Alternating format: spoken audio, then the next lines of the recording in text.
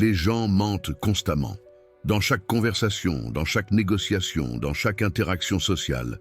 Et vous êtes désavantagé, car pendant qu'ils construisent des récits faux avec naturel, vous essayez probablement de reconnaître la tromperie seulement quand il est trop tard. Mais il existe un signal, un micro-défaut neurologique qui trahit chaque menteur en exactement 2 secondes. Ce n'est pas une théorie. C'est une réalité scientifique que les opérateurs sociaux d'élite exploitent quotidiennement pour dominer chaque interaction. Ce micro-défaut est quelque chose que le cerveau du menteur ne peut pas supprimer, peu importe son expertise. C'est une trahison involontaire qui se manifeste dans le très bref intervalle entre l'intention de mentir et l'exécution verbale du mensonge. La recherche sur la psychologie de la tromperie a démontré quelque chose de fondamental. Mentir exige des ressources cognitives énormes. Lorsqu'une personne construit un récit faux, le cerveau doit simultanément retenir la vérité, fabriquer le mensonge, vérifier la cohérence interne de l'histoire inventée, surveiller votre réaction et supprimer les signaux non-verbaux qui pourraient le trahir. C'est une orchestre neurologique complexe qui, inévitablement, crée des dissonances. Le micro-défaut est précisément cette dissonance. C'est la fracture microscopique entre ce que l'esprit conscient contrôle et ce que le corps révèle inconsciemment. C'est la vérité qui émerge malgré l'architecture de la tromperie. Les princes de la diplomatie savaient que toute fiction délibérée crée inévitablement une trahison involontaire. C'est la connaissance qui sépare ceux qui contrôlent les dynamiques sociales de ceux qui les subissent. Mais pourquoi ce phénomène existe-t-il? La réponse réside dans la théorie de la charge cognitive. Le cerveau humain a une capacité limitée de traitement conscient. Lorsqu'une personne dit la vérité, le processus est automatique, fluide, nécessite très peu d'énergie mentale. La vérité est déjà dans le système de mémoire, prête à être récupérée et articulée sans effort. Le mensonge, en revanche, est une construction active. Il nécessite invention, surveillance constante, cohérence artificielle. Cette divergence crée une pression cognitive que le corps libère à travers des signaux non-verbaux incontrôlables. C'est ici qu'intervient le concept fondamental de la déconnexion corps-esprit. L'esprit conscient peut contrôler les mots, peut choisir soigneusement chaque terme du mensonge, mais le corps opère à un niveau différent. Le système nerveux autonome, responsable des micro-expressions faciales, du ton vocal et des gestes involontaires, ne reçoit pas d'ordre direct de l'esprit conscient. Il répond aux émotions réelles, au stress cognitif, à la tension interne créée par la tromperie. C'est la vulnérabilité structurelle de tout menteur. Les manifestations spécifiques de ce micro-défaut sont au nombre de 3. Et toutes se produisent dans cette fenêtre critique de 2 secondes. Première manifestation, les micro-expressions faciales. Ce sont des flashs émotionnels qui durent entre un 25e et un 5e de seconde. Ils sont trop brefs pour être contrôlés consciemment, mais suffisamment visibles pour être détectés par l'observateur entraîné. Lorsque quelqu'un ment, il éprouve souvent la peur d'être découvert, le mépris pour celui qu'il trompe, ou le dégoût de sa propre fausseté. Ces émotions authentiques jaillissent sur le visage avant que le masque de l'expression contrôlée ne se stabilise. Deuxième manifestation. Les patterns d'accès oculaire. La direction du regard pendant le processus cognitif révèle si la personne récupère un souvenir réel ou construit une invention. Lorsque le cerveau accède à des mémoires visuelles authentiques, les yeux ont tendance à se déplacer dans une direction spécifique. Lorsqu'il construit des images inventées, le mouvement oculaire suit un pattern différent. Ce n'est pas du folklore psychologique. C'est de la neuroscience, basée sur la façon dont les différentes zones du cerveau s'activent lors de la récupération de la mémoire versus la création imaginative. Troisième manifestation, le désalignement geste-parole. Lorsqu'une personne dit la vérité, les gestes de soutien arrivent naturellement en synchronie avec les mots. Le cerveau orchestre simultanément langage verbal et non verbal parce que les deux puisent à la même source, la réalité vécue. Mais lorsque quelqu'un ment, ce synchronisme se brise. Le geste arrive en retard, souvent d'une demi-seconde ou d'une seconde entière, car le cerveau doit d'abord fabriquer la phrase fausse et ensuite, dans un second temps, générer le geste de soutien. C'est comme un spectacle de théâtre mal répété. Les mouvements et les répliques ne s'accordent pas naturellement. C'est la connaissance exclusive qui transforme chaque interaction sociale en terrain d'avantage stratégique. Vous ne naviguez plus les conversations à l'aveugle. Vous lisez le code caché derrière chaque affirmation. Vous voyez la matrice de la tromperie pendant que les autres ne voient que des surfaces. Mais comment appliquer concrètement cette connaissance? Comment transformer la théorie en capacité opérationnelle? À travers le système de détection du micro-défaut en 3 points. C'est le protocole que les opérateurs de l'intelligence sociale utilisent pour décoder la tromperie en temps réel, dans n'importe quel contexte, avec n'importe quel interlocuteur. Point 1. Le pattern de mouvements oculaires. Fenêtre d'observation, une demi-seconde. Lorsque tu poses une question directe qui nécessite la récupération d'un souvenir spécifique, observe immédiatement les yeux de ton interlocuteur. Si la personne accède à une mémoire visuelle authentique, les yeux se déplaceront vers le haut et typiquement vers sa gauche, la zone associée à la récupération d'images réellement vécues. Si en revanche elle construit une image inventée, les yeux se déplaceront vers le haut et vers sa droite, la zone de la construction visuelle créative. Scénario réel, négociation commerciale. Tu demandes à ton interlocuteur, quand exactement avez-vous implémenté ce système dans votre dernier projet? Si la réponse est véridique, ses yeux monteront brièvement vers sa gauche pendant qu'il récupère le souvenir visuel de l'implémentation. S'il invente, les yeux monteront vers sa droite pendant qu'il construit un scénario plausible. Cette fraction de seconde te dit si tu écoutes une expérience réelle ou une fiction construite. Et cela te donne le pouvoir de calibrer chacun de tes mouvements suivants avec une précision stratégique. Point 2. Le flash de la micro-expression. Fenêtre d'observation, un 25e de seconde. C'est le signal le plus puissant et le plus difficile à falsifier. Lorsque quelqu'un ment sur quelque chose d'émotionnellement pertinent, l'émotion authentique jaillit sur le visage avant que le masque contrôlé ne se stabilise.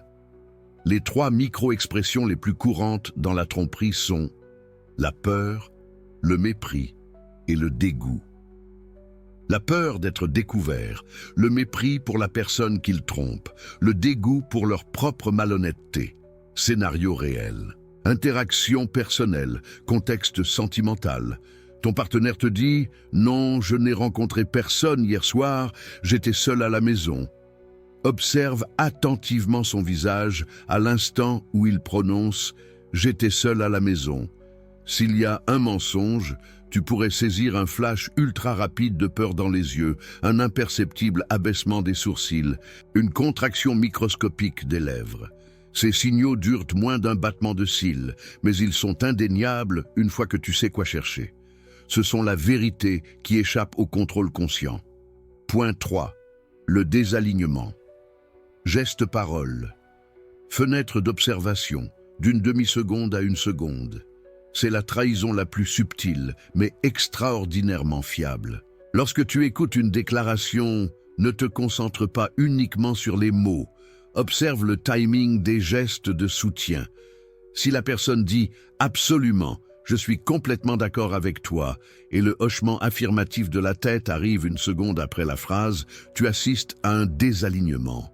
L'esprit a dû d'abord fabriquer les mots faux, puis générer artificiellement le geste correspondant.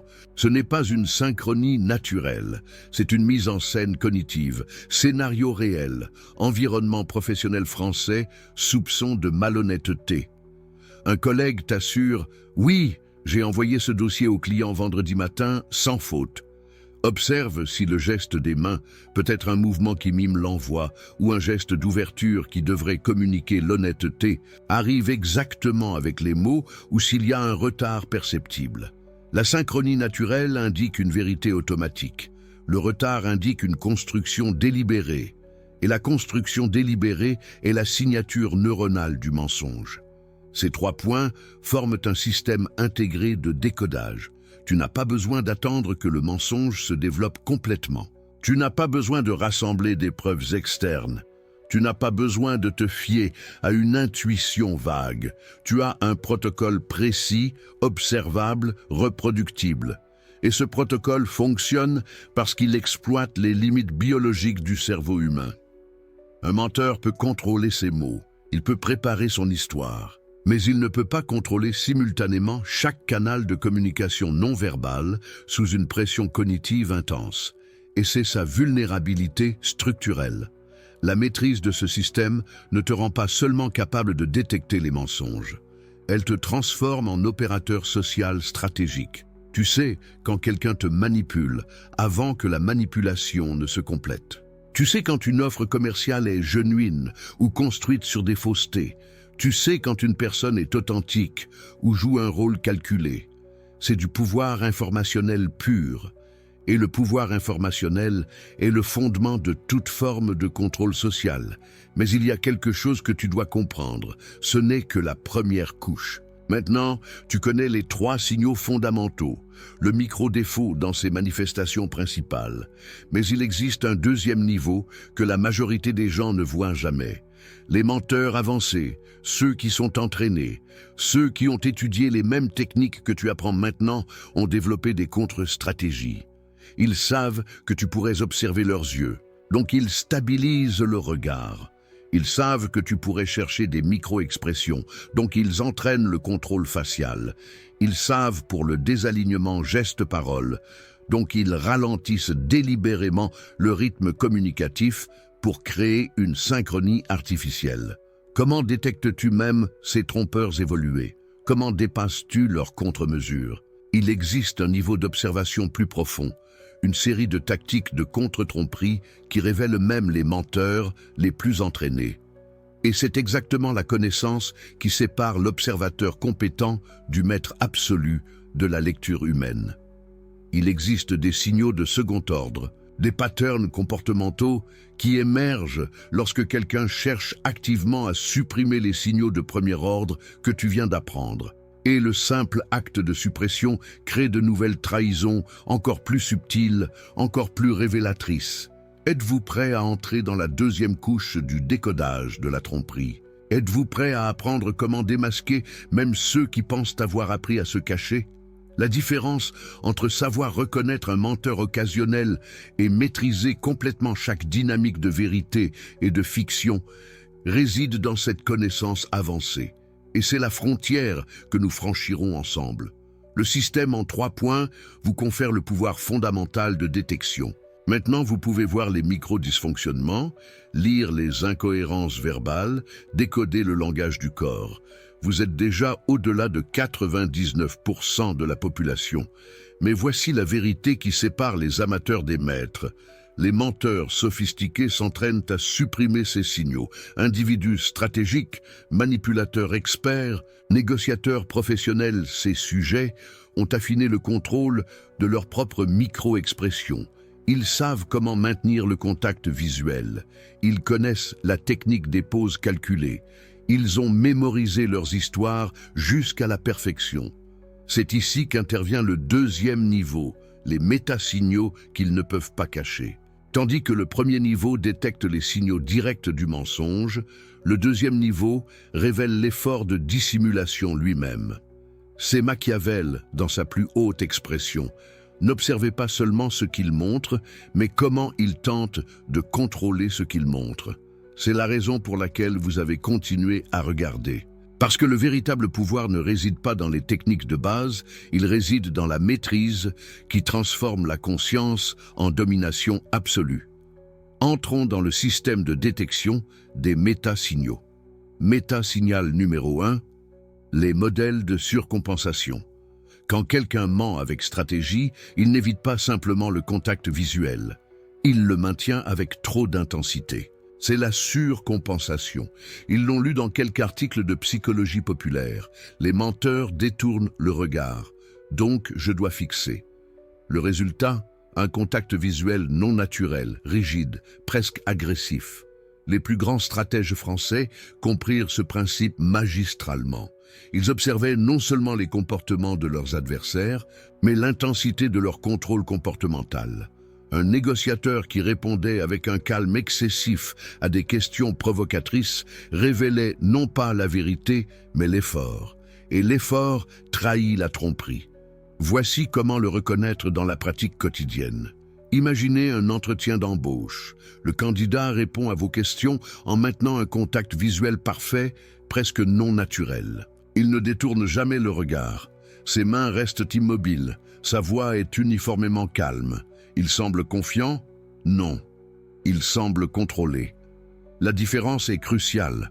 La confiance naturelle inclut des variations des moments où la personne détourne brièvement le regard pour élaborer une pensée, des gestes spontanés, des modulations vocales authentiques. Le contrôle forcé élimine ces variations. Et cette absence est le métasignal. Demandez-vous, cette personne est-elle tranquille ou travaille-t-elle dur pour paraître tranquille? Si vous percevez l'effort derrière le calme, vous avez repéré la surcompensation. Et la surcompensation révèle la tromperie. Ce principe s'applique universellement, dans la négociation commerciale, dans l'interrogatoire judiciaire, dans les relations personnelles. Les menteurs stratégiques s'entraînent à contrôler les signaux de base, mais ils ne peuvent pas éliminer l'effort de contrôle lui-même. Métasignal numéro 2, analyse de la déviation par rapport à la ligne de base. Le concept de ligne de base est simple mais dévastateur dans son efficacité. Établissez d'abord comment une personne se comporte naturellement, puis détectez les déviations soudaines quand émerge le sujet de la tromperie. C'est ce que les professionnels des interrogatoires du FBI appellent calibrage comportemental. Vous ne cherchez pas des signaux absolus de mensonge, vous cherchez des changements relatifs par rapport au comportement habituel du sujet. Cela fonctionne ainsi. Quand vous rencontrez quelqu'un pour la première fois, observez attentivement son comportement naturel durant des conversations neutres. Comment gesticule-t-il quand il parle de sujets innocents? Quel est son rythme vocal normal? Combien de contacts visuels maintient-il spontanément? C'est sa ligne de base comportementale. Maintenant, quand la conversation se déplace vers un sujet potentiellement sensible, argent, fidélité, responsabilité, observez les déviations. Si une personne qui normalement gesticule amplement immobilise soudainement ses mains, vous avez détecté une déviation par rapport à la ligne de base. Si quelqu'un qui habituellement parle rapidement ralentit drastiquement sur un sujet spécifique, c'est une déviation par rapport à la ligne de base. La fenêtre critique pour la comparaison est de 2 secondes. Au moment où vous soulevez le sujet sensible, vous avez 2 secondes pour capturer la micro-réaction avant que le sujet n'active le contrôle conscient. Dans ces 2 secondes, le cerveau limbique réagit avant que le cortex préfrontal ne puisse intervenir, et le système limbique ne ment pas. Application pratique dans les relations personnelles et dans la vérification de la confiance. Imaginez que vous êtes dans une relation amoureuse. Votre partenaire répond normalement au message en quelques minutes. Mais quand vous lui demandez à propos d'un événement social particulier, il y a un délai inhabituel. Quand il répond finalement, le ton est légèrement différent, plus formel, plus mesuré. C'est une déviation par rapport à la ligne de base communicative. Cela ne signifie pas nécessairement tromperie. Cela signifie que ce sujet a activé un processus cognitif différent. Et des processus cognitifs différents méritent attention. Dans le contexte des relations, la ligne de base est votre arme la plus puissante. Parce que vous connaissez intimement le comportement normal de l'autre personne. Chaque déviation devient immédiatement visible. Métasignal, numéro 3. Incohérence contextuelle.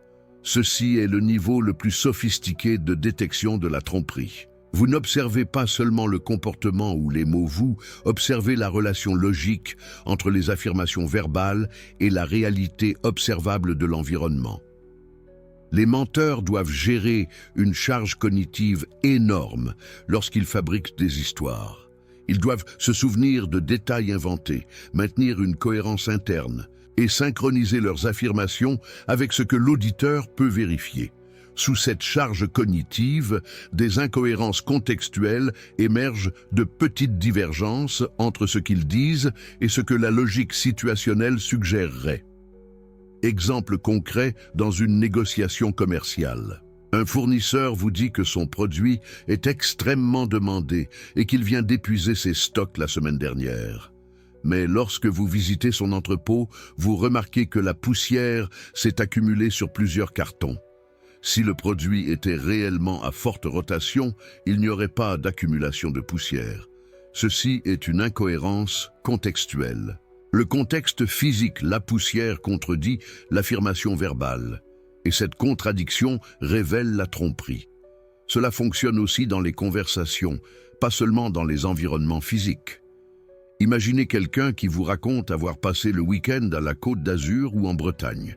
Il décrit les restaurants, le coucher de soleil sur la mer, la promenade en bord de côte. Mais lorsque vous mentionnez que les prévisions météorologiques indiquaient du mauvais temps ce week-end-là, la personne hésite, puis ajoute rapidement « Ah oui, l'orage, c'était juste un passage rapide ». Mais les détails qu'il a fournis coucher de soleil, foule sur la plage, ne sont pas compatibles avec une tempête. Ceci est une incohérence contextuelle narrative. La charge cognitive du mensonge empêche le cerveau de croiser chaque détail inventé avec la réalité vérifiable. Et lorsque l'auditeur introduit des éléments de réalité externe, les fissures deviennent visibles. Ce principe transforme chaque conversation en terrain de vérification.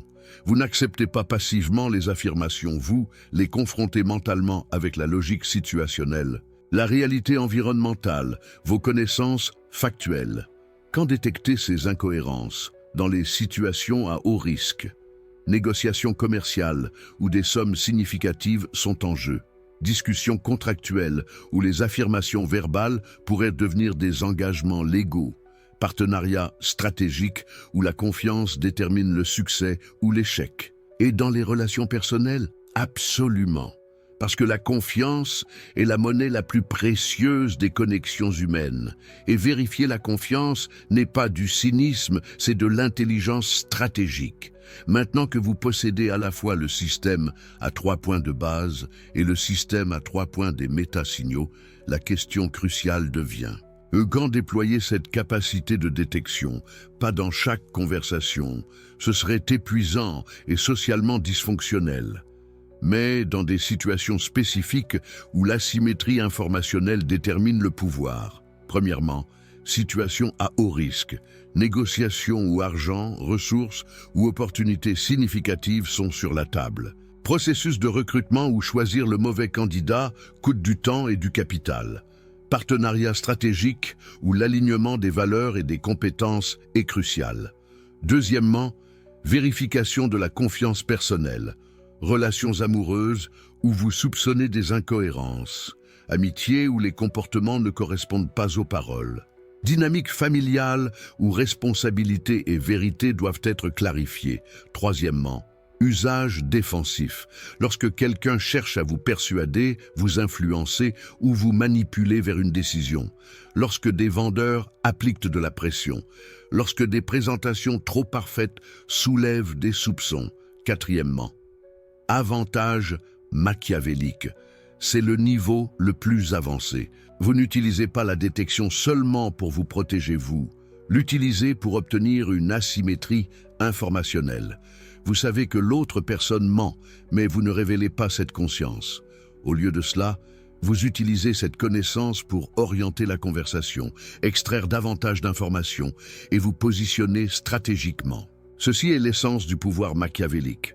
Vous opérez depuis la connaissance, tandis que les autres opèrent depuis la supposition. Vous voyez à travers le voile, tandis qu'ils croient que le voile les protège. Comment cette capacité change-t-elle les dynamiques sociales? Radicalement. Lorsque vous entrez dans une pièce, dans une réunion, dans une conversation, vous possédez un avantage invisible. Les autres communiquent en surface. Vous lisez en profondeur. Ils supposent que leurs mots sont acceptés à leur valeur nominale. Vous vérifiez chaque affirmation contre des signaux multiples. Cela crée un cadre psychologique de supériorité positionnelle. Non pas une supériorité morale, une supériorité stratégique. Et la stratégie génère le respect, le contrôle, la protection contre l'exploitation. C'est comme la différence entre un joueur de bridge occasionnel et un champion. Le joueur occasionnel voit les cartes en main.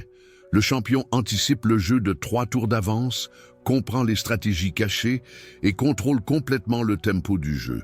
Vous opérez maintenant comme un maître dans les interactions sociales. Vous ne réagissez pas vous anticiper. Vous n'acceptez pas vous vérifier. Vous ne croyez pas vous analyser. Et ceci n'est pas du cynisme, c'est de la lucidité. Les plus grands penseurs français ont toujours compris que la nature humaine est une dualité, capable de grande noblesse et de grande tromperie. Naviguer efficacement dans ce terrain complexe requiert des outils de discernement précis et des capacités de lecture fine. Ces outils sont maintenant entre vos mains. Récapitulatif de la maîtrise, vous possédez 6 points de détection, les 3 signaux de base, micro-glissements faciaux, incohérence verbale, langage corporel défensif, les 3 métasignaux, modèle de surcompensation, déviation de la ligne de base, incohérence contextuelle. Ensemble, ceux-ci forment un système complet de détection de la tromperie qui vous positionne au-delà de 99% de la population. La transformation que tu as traversée, tu vois maintenant ce que 99% ne voient pas. Les micro-moments qui révèlent la vérité, les incohérences qui trahissent la tromperie, les efforts de contrôle qui exposent la manipulation. Et ce n'est pas de la théorie abstraite. Ce sont des cadres exacts utilisés par des opérateurs d'élite, enquêteurs judiciaires, négociateurs professionnels, stratèges machiavéliques, qui comprennent que le pouvoir découle de la connaissance, et la connaissance découle de la capacité à discerner la vérité de l'illusion. Action immédiate à entreprendre. Premièrement, pratique l'analyse comportementale de base sur tes proches. Observe comment se comportent naturellement tes collègues dans une réunion, tes amis au café, les membres de ta famille lors du repas de famille. Établis leurs modèles comportementaux normaux. Cela crée ta base de données de référence personnelle. Deuxièmement, déploie la détection des micro-glitches dans ta prochaine conversation significative. Pas de manière paranoïaque, de manière calibrée. Observe simplement. Note les moments d'incohérence. Enregistre mentalement quand les signaux verbaux et non-verbaux divergent. Troisièmement, observe comment cette conscience change ton positionnement social. Tu remarqueras que tu te sens moins vulnérable à la manipulation, plus centré dans les négociations, plus capable de discerner qui mérite la confiance et qui nécessite de la prudence. C'est la transformation de sujets passifs à opérateurs stratégiques. Cadre final de pouvoir. Le principe machiavélique central est celui-ci. La connaissance est pouvoir, et la détection de la tromperie est un levier stratégique. Quand tu peux discerner la vérité à travers la manipulation, tu n'es plus jamais en position de vulnérabilité. Quand tu maîtrises les signaux cachés que 99% des gens ignorent complètement, tu opères depuis une position de contrôle informationnel absolu. Et le contrôle informationnel savoir, ce que les autres ne savent pas, voir ce que les autres ne voient pas, est la forme la plus pure de pouvoir dans les interactions humaines. Maintenant, tu n'es plus jamais en désavantage. Si ce contenu t'a transformé et t'a donné une compréhension profonde de la psychologie humaine, laisse un like. Abonne-toi à la chaîne pour découvrir d'autres cadres de lecture stratégique et de maîtrise interpersonnelle. Et souviens-toi, dans un monde où la tromperie est omniprésente et les intentions souvent cachées, la capacité à détecter la vérité n'est pas de la paranoïa, c'est de la sagesse et de l'intelligence pratique.